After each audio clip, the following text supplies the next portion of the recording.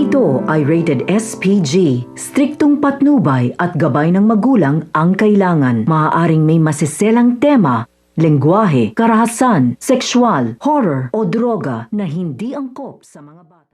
Napagtagumpayan naman ito ni Tanggol at ni Rambo na pagliligtas kina Marites, Don Julio pati na nga rin kay Franco. Kaya ngayon nga magpapatuloy nga ang kanilang laban naman sa mga gerero na kung saan naman nga si Rocky Boy at ito naman si Miguelito ay magkikita sa isang bar at dito magkakainitan nga sila dahil isa rin nga ang gusto nga nilang babae. Kaya naman dahil dito ay tiyado itong nga si Rocky Boy dahil mas malakas nga ang puwersa nga nito ni Miguelito na kung saan nga ay tapon niya na nga ito sa malayong lugar upang hindi na nga ito makapag-abala sa kanya.